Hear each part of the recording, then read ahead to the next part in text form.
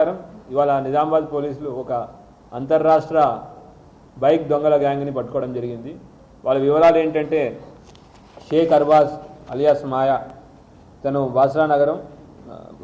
బాసరా గ్రామం ధర్మాబాద్ మండలంలో ఉంటున్నాడు ప్రస్తుతానికి. కానీ షేక్ ఆరిబ్ ఇతను దెగ్లూరులో ఉంటున్నాడు, దెగ్లూరు వాస్తవ్యుడు. షేక్ రెహమాన్ ఇతను మహబూబా కాలనీ, బట్ ఇతను పరారీలో ఉన్నాడు.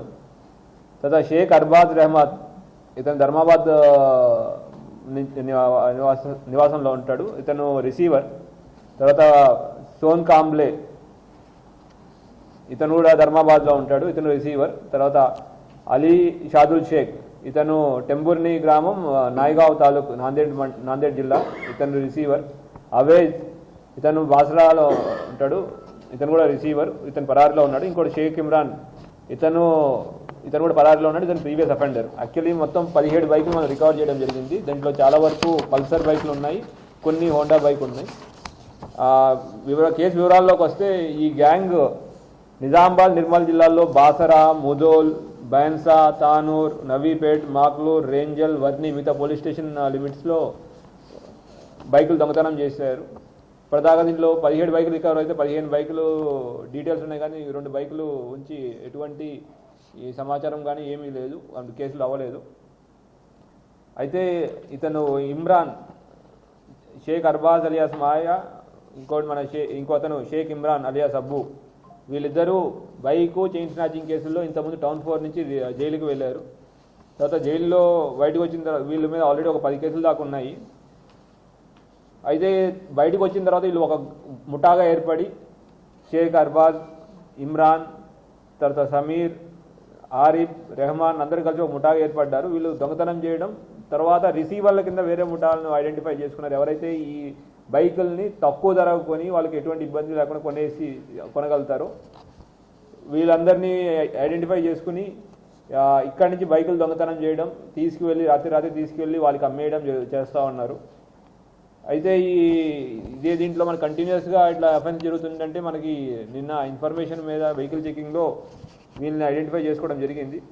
అయితే వీళ్ళు అమ్మేదానికి అవేజ్, ధర్మాబాద్ చెందిన అర్బాజ్, తర్వాత సోమ్ కాంబ్లే మనోజ్, షేర్ షాదుల్ షేక్ అనే వాళ్ళ దగ్గర తక్కువ ధరకు అమ్మేస్తూ ఉంటారు. జనరల్లీ మనం బైక్ కొనాలి అంటే బైక్కి సంబంధించిన డాక్యుమెంట్స్ కావాలి, అటువంటి ప్రూఫ్స్ లేకుండా కూడా వీళ్ళు కొంటున్నారు. కొన్ని వీళ్ళు సెకండ్ హ్యాండ్, వీళ్ళు థర్డ్ హ్యాండ్, ఫోర్త్ హ్యాండ్ వేరే వాళ్ళకి లోకల్ యూస్కి అమ్ముతూ ఉన్నారు. సో నిన్న మన వెహికల్ చెకింగ్లో పట్టుకుని తర్వాత వాళ్ళని క్వశ్చన్ చేస్తే ఈ బాసరా ఏరియాలో ఒక దగ్గర ఈ వెహికల్స్ అన్ని పెట్టి మళ్ళీ అమ్మడానికి ట్రై చేస్తున్నారన్న ఇన్ఫర్మేషన్ మీద వెళ్ళి ఆ వెహికల్స్ని ఐడెంటిఫై చేసుకోవడం, పాత రైస్ మిల్లులో పెట్టారు, అక్కడ ఐడెంటిఫై చేసుకుని ఆ వెహికల్స్ అన్ని రికవర్ చేసి తీసుకురావడం జరిగింది. మీడియా మిత్రుల ద్వారా ప్రజలందరికీ విజ్ఞప్తి, మీ ఏరియాలో ఎవరైనా బయట వారు అపరిచితులు మీ ఏరియాలో తిరుగుతున్నా లేదంటే అనుమానాస్పదంగా బిహేవ్ చేస్తున్నా కానీ ఇమీడియట్గా లోకల్ పోలీస్కి ఇన్ఫర్మేషన్ ఇవ్వాల్సిన కోరుకుంటున్నాం. ఎందుకంటే ఇక్కడ కూడా ఈ కేసులో మీరు అబ్జర్వ్ చేసినట్టయితే మెయిన్ ఎవరైతే ఉన్నారో వాళ్ళు ప్రీవియస్ అఫెండర్స్, ఇంతకుముందు ప్రీవియస్ హిస్టరీ ఉన్న వాళ్ళని మాకు ఇన్ఫర్మేషన్ ఇస్తే వాళ్ళని పట్టుకోవడంలో మీరు చాలా హెల్ప్ చేసిన వాళ్ళు అవుతారు.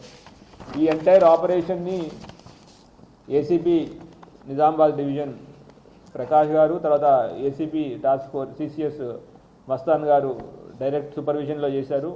దీంట్లో సిఐలు నార్త్ రూరల్ సిఐ శ్రీనివాస్, తర్వాత సిసిఎస్ ఇన్స్పెక్టర్ సాయినాథ్ చాలా కృషి చేశారు. దీంతో ఎస్ఐలు మహేష్, తర్వాత నవీపేట ఎస్ఐ శ్రీకాంత్, తర్వాత సిసిఎస్ టీం ఏదైతే ఉందో హెడ్ కానిస్టేబుల్ ఠాకూర్ రాజేందర్ సింగ్, రవికృష్ణ, సర్దార్ నరేష్ యాదవ్, నరేష్ కుమార్, వసీం, రాజేంద్ర ప్రసాద్, అట్లానే క్రైమ్ పార్టీ రాజేశ్వర్, రాజారెడ్డి, శ్రీకాంత్ గౌడ్, దత్తు గౌడ్, రాకేష్, నాగరాజు, శంకర్ వీళ్ళందరూ చాలా కష్టపడ్డారు. ఎందుకంటే ఇంతమంది కష్టపడితేనే ఇన్ని వెహికల్స్ మనము ఇంత షార్ట్ స్పాన్లో రికవర్ చేయగలిగాం. ఇవన్నీ వెహికల్స్ ఈ అక్యూజ్ని మనం ఇప్పుడు ఇక్కడి నుంచి కోర్టు రిమాండ్ చేయడం జరుగుతుంది.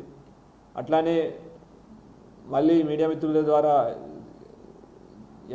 ఎవరైనా అనుమానాస్పదంగా తిరుగుతుండో వాళ్ళ మీద ఇమీడియట్గా మాకు ఇన్ఫర్మేషన్ ఇవ్వాలని కోరుకుంటాం. సో దట్ మేము ఇమీడియట్గా యాక్షన్ తీసుకుంటాం. అట్లా ఇంత పెద్ద ఆపరేషన్ని అడిషనల్ డీసీపీ గారు కంటిన్యూస్ మానిటర్ చేస్తూ ఏసీపీలు అంతా దగ్గరుండి చేశారు. వీళ్ళందరికీ ఎవరైతే అంతా కష్టపడి వీళ్ళు పట్టుకున్నారో వాళ్ళందరికీ డిపార్ట్మెంట్ తరపు నుంచి నేను అందరికీ అభినందనలు తెలుపుతున్నాను. Thank you.